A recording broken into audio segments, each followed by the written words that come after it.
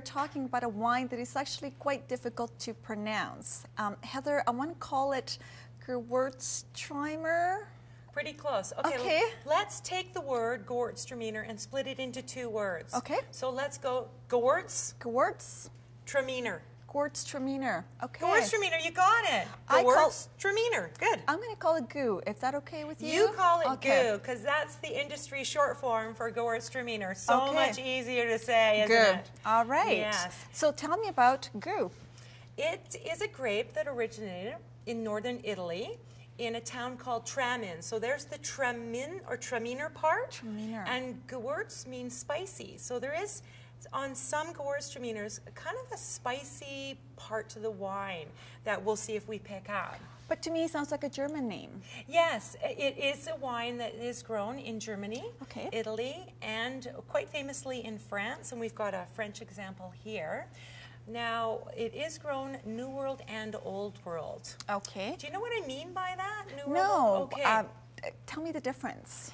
Old World is Europe, and New World is everything else in the world where wine is grown. So Europe and everything else. Europe is Old World, and then New World is everything else. Okay. Yes. Now, tell me, Heather, what is the difference between this kind of wine and, say, a Chardonnay? Why should I buy this wine? This is a very good question, because quite often I find that white wine is painted with all the same brush. It's like, people will say, I don't really like white wine. Well, what do you mean you don't like white wine? Because there's so many different kinds.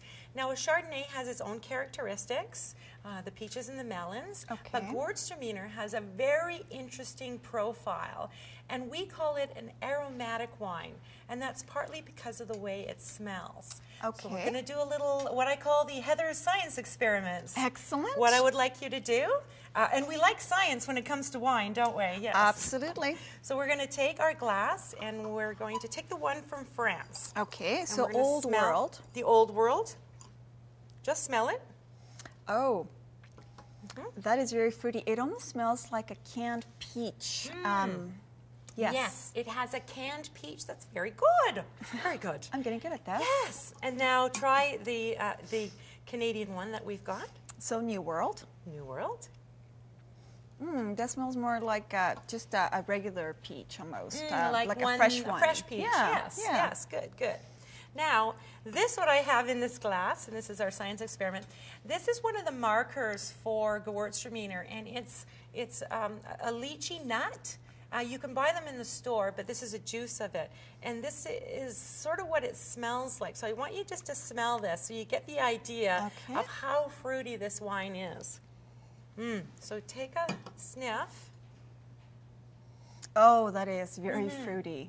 Very fruity. Yes. So I use this as an example for Gewürztraminer. Marker for Gewürztraminer is lychees.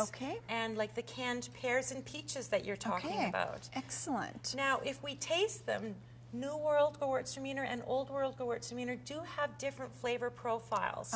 So let's take a look at our French one. It is grown in Alsace, this particular one. Alsace is a part of France that, depending on who was winning the war, was either part of Germany or part of France. It is a beautiful area to grow grapes where it's sunny and warm. So we have what we call a warm climate grape. More fruit, a bigger mouthfeel. They can sit on the vine and ripen, and they pull them off just at the right time, and this is what we're going to get. So let's have a taste. So it's got a full body, what I would call even an oily, if you don't mind me saying oily, because it fills the mouth. It's full, for sure. And sits on the palate. It's not like what I would describe as maybe skim milk, and whole milk is a good way to make that example. So we've got our whole milk, sort of full-bodied, and that's because it's growing in that area. I didn't realize that a white wine could be full-bodied. Yes, it can be, and I think that's what people need to understand, that a white wine can be almost as full-bodied and as big as a red wine. And that's why wines like this can go with food.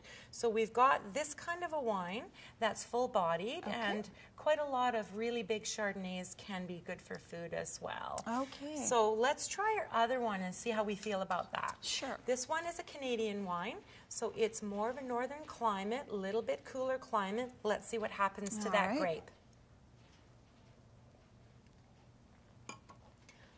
Really lighter in how it feels. Yes, you just feel it sort of going down the palate in one fell swoop. That's right. Got some great acidity on it. It's lovely though, just lovely. It is lovely. These are a great sort of wines to have with food. Now, what kind of foods though? It sounds, because of the fruitiness, what would you pair it with? Gewürztraminer goes with Asian cuisine. Spicy, Thai, so flavorful Indian, Vietnamese cuisine. This is your go-to because they're so big and fresh in the mouth that they stand up to the food. Right, okay. So why would you have this in your store? You'd have this in your store to sell to people who are having Asian cuisine, and maybe a ham dinner is good. Those are the two main reasons you'd have Gewürztraminer in the store. And you could feel comfortable in recommending those types of wines for those types of food. Yes. That is excellent. Yeah, just I guess as a last note on this is that Gewürztraminer can be different depending on where it's grown. So just keep that in mind when you're going and picking out your Gewürztraminer or helping a customer in the store. That your Alsatian ones tend to be bigger and heavier, and your Canadian ones are lighter and fresher. I think I'm a bit biased. I kind of like the Canadian one, but that's just me. Us too. For more information on Gewürztraminer, or GU as I like to call it, please visit our website where you'll find our handout ready for you to look at.